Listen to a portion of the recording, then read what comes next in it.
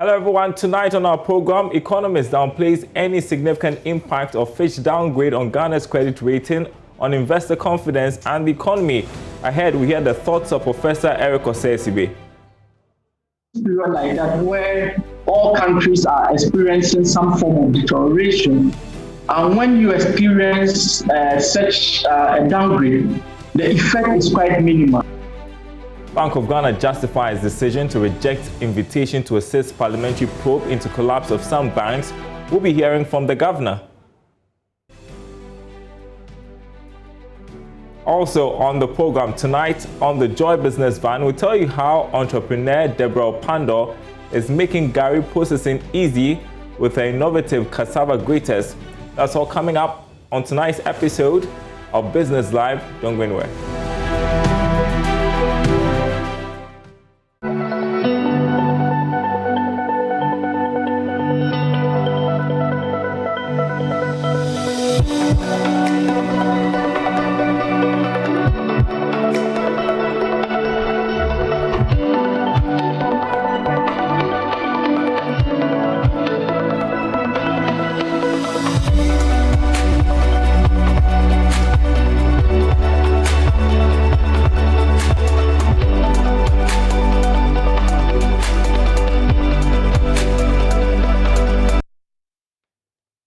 All right, and that was a look at the commodity market tonight. Economist Professor Eric Osei-Sibe has downplayed any significant impact on investor confidence and the economy after international ratings agency Fitch revised Ghana's outlook from stable to negative.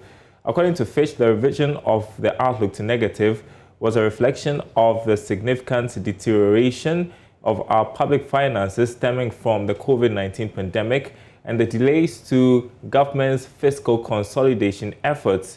However, Professor Sibe says this is expected as Ghana, just like other countries, is yet to fully recover from the impact of COVID-19 on the economy.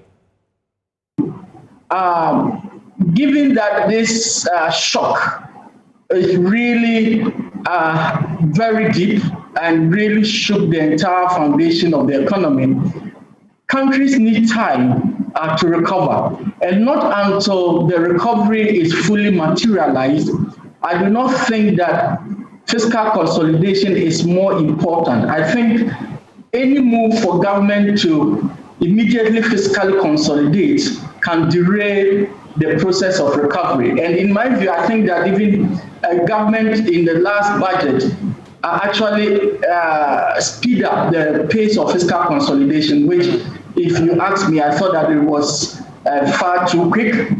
I think that government should still continue to use fiscal and monetary policy to support businesses until such a time that we experience full recovery. Then it will begin to commit more resources to fiscally consolidate. That is what I believe. And so the whole idea that the fiscal consolidation are slow just at the time when we are just recovering from this pandemic, I do not think it's a fair assessment of the situation.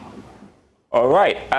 Talk to us a bit more about the repercussions of this on us. I know, for one, you also mentioned it, how this affects investor confidence. What does it do to our efforts at post-COVID-19 economic recovery? Well, it can have a detrimental effect, but in my view, it also means nothing. If you ask me, in the sense that often in a crisis period like that, where all countries are experiencing some form of deterioration, and when you experience such a downgrade, the effect is quite minimal. Normally, such effect will trigger two things. One is that the interest on your borrowing will increase. So investors, because of the higher risk, they will demand much more interest rate to cover any risk premium.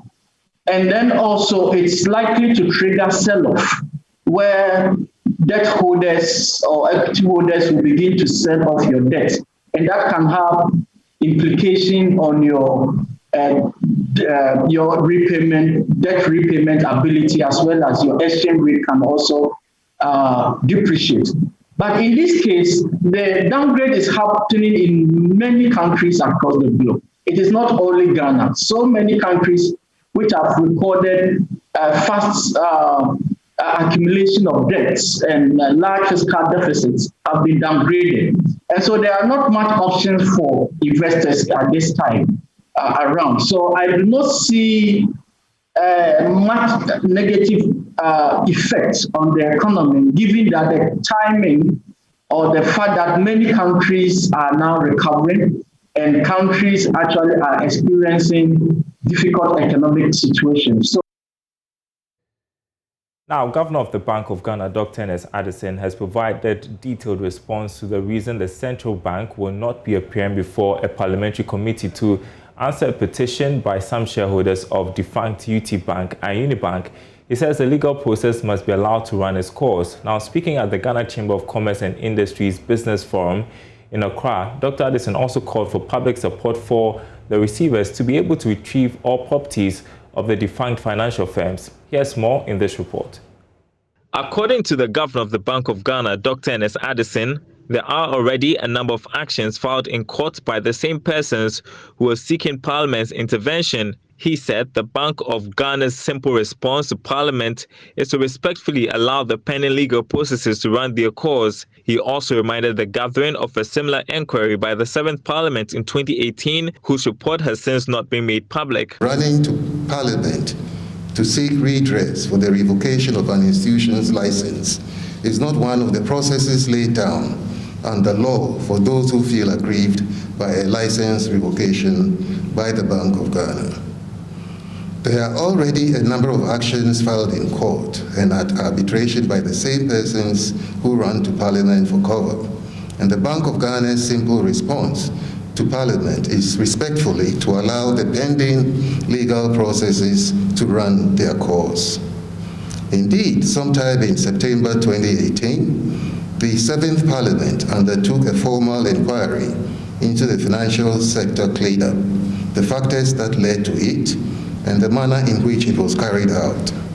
President of the Chamber of Commerce and Industries, Clement Osama, said members of the business community are ready to support government's economic revitalization program. He further called on government to expedite action on various stimulus programs to ensure that the relevant sectors of the economy get the needed support in time. Ministry of Trade also mentioned the support that they gave when we had the COVID. But what I saw is that most of them were consumption-based, the utility services, food, etc., just to keep us surviving.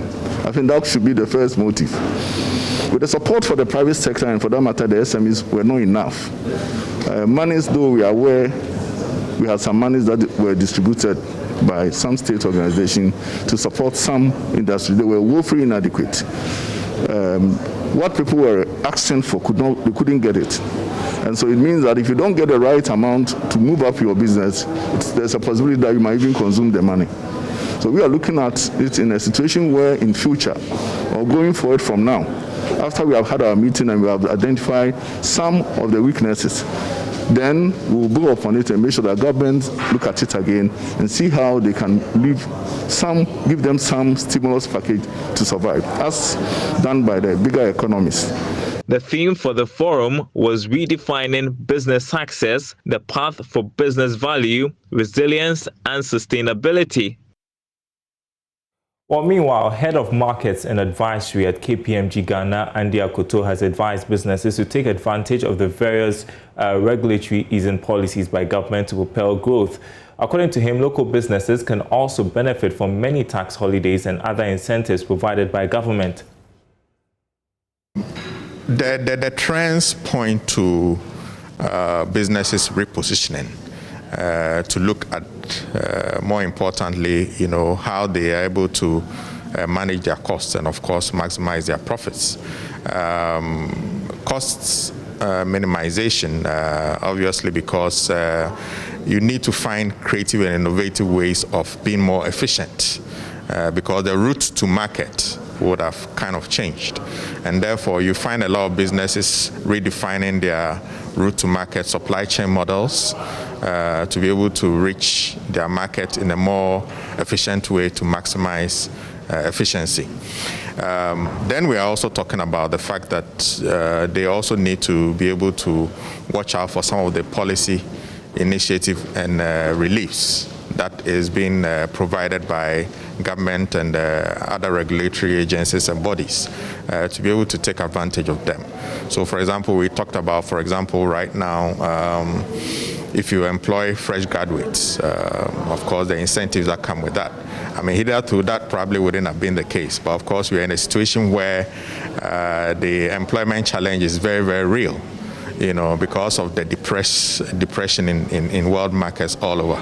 So there's a need to be very attentive, look at the trends, identify new customer segments, and then also be more focused on products and services that are responsive to the prevailing market needs to be able to succeed.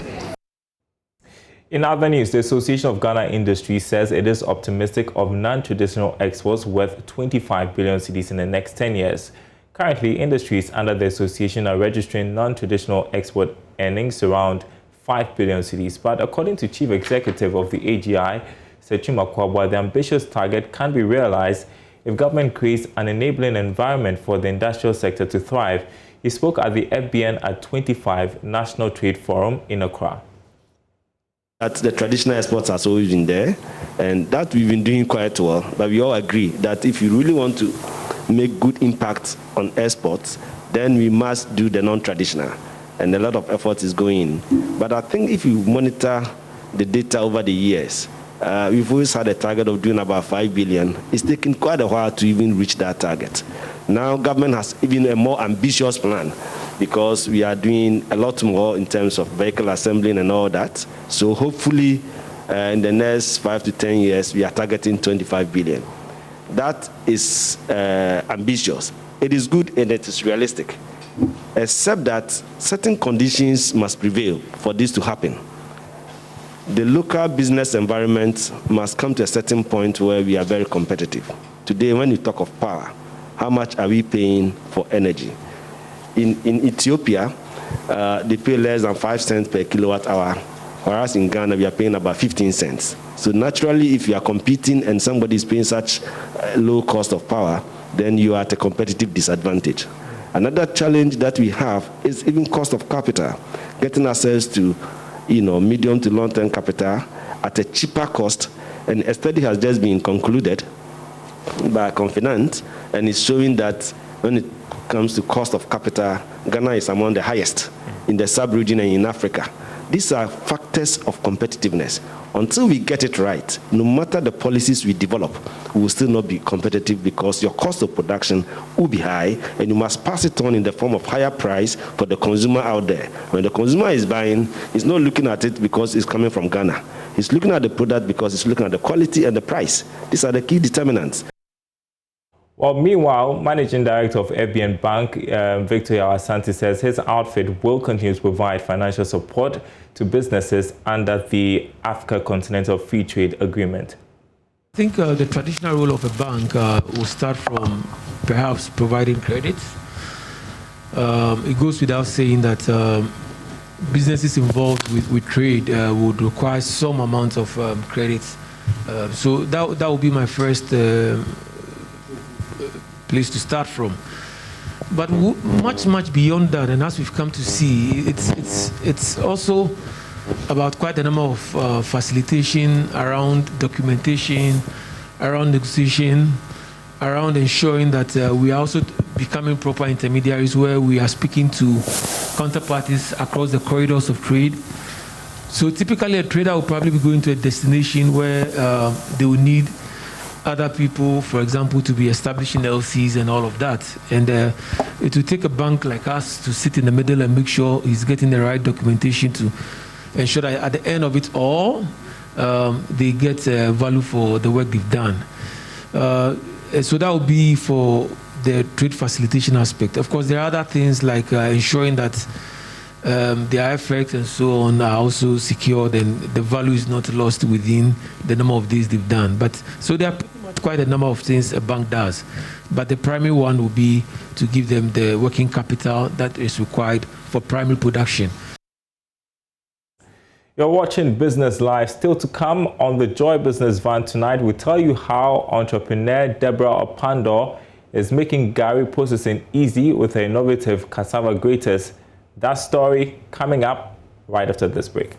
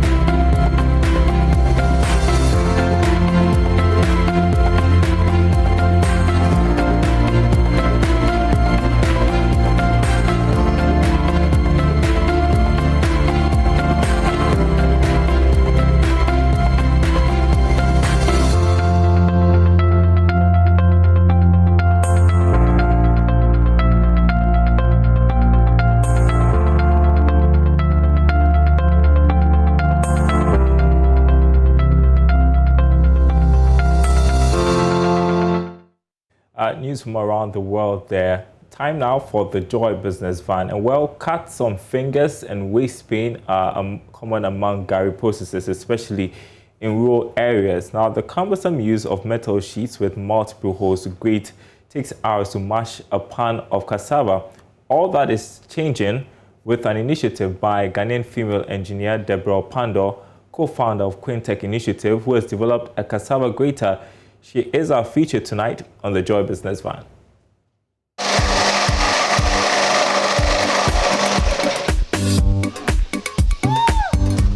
My name is Deborah Opando, the Executive Director of Quintech Initiative and an agricultural engineer by profession.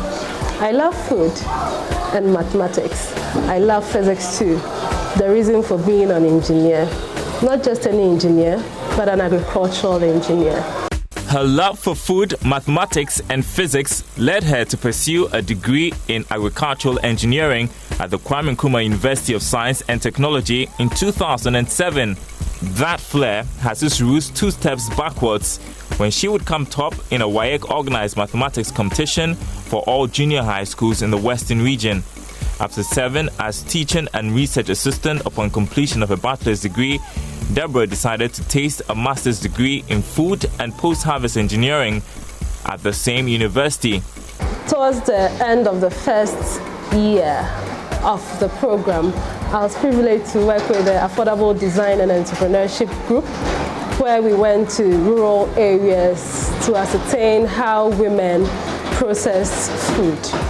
During that time, we realized that most women who process Gari in the rural areas grated by hand, manually, which was dangerous, inefficient, very laborious, and time-wasting. They also pressed with rocks, which was very dangerous, especially to their health. Most of them had issues with their waist and also would need men to help them carry and then turn over the sacks whenever they had to do so. Deborah began working on the grating services of the cassava grater for her master's. After working with the Affordable Design and Entrepreneurship Group and the Technology Consultancy Center of KNUST, Deborah co-founded Quintech Initiative, where she serves as Executive Director. It was a success and it was deployed on the field. And since then, we have worked on it so many times. And now we are on the 18 design, which is a far better improvement of what was done then. We've also worked on the press.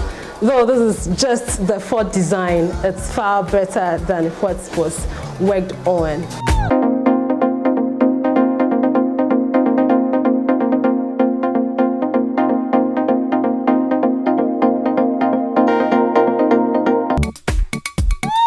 This is the 18th design of the mini cassava grater. All contact parts are made of food-safe materials, either stainless steel or food-grade plastics. The head is easy to remove to enable easy cleaning. This is the door to protect the user from being hurt when it's spinning around. This is a finger guard so that if you forget and your hand is right close to it, it protects you and doesn't get to the grating area. There's a plunger which helps you to push down, and then the cassava comes out from here. Because our users or the target group are rural folks, the motor is very efficient. It's less than 1 horsepower. So they don't have to worry about energy consumption. It's very efficient. It's 1400 RPM, and so it's fast. And it's able to grate between 350 to 400 kg of cassava per hour. And so it's good for gari processing women. Now, in addition to this machine grating for gari processing women, and upon request, this has been designed. This is a grating surface that allows them to grate cassava for agbelima, that is cassava dough for banku. And it's just a one-step process. But usually you go to the commercial processing site and it's a 2-step process. You have to grate and then mill. But with this, you just grate and it's fine, and you're good to go.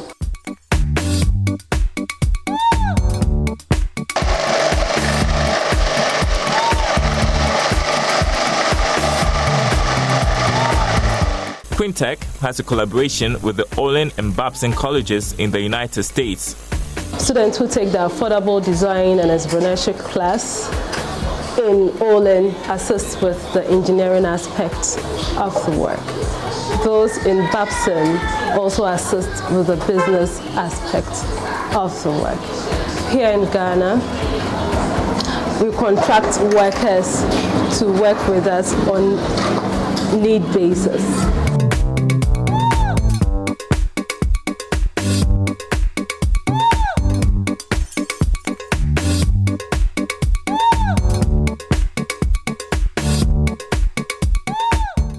Very interesting packages for our clients. We have carefully designed manuals for the women we sell to, so that they can refer to and know the proper use of machines, how to clean them, troubleshooting, contact, and then warranty. Our mini cassava grater now sells for 850 cedis if you're paying up front, and then 900 cedis if you're going to pay within a period of 6 months. And this is because our rural folks may not be able to afford a 900 CD machine but might be in need of it. So we have a micro loan arrangement with them.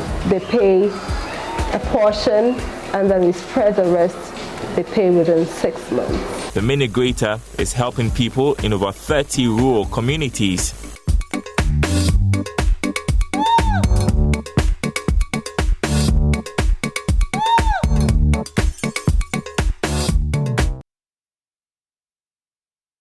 Incredible stuff, and that's Business Live tonight. More news on our website, myjoyonline.com/business.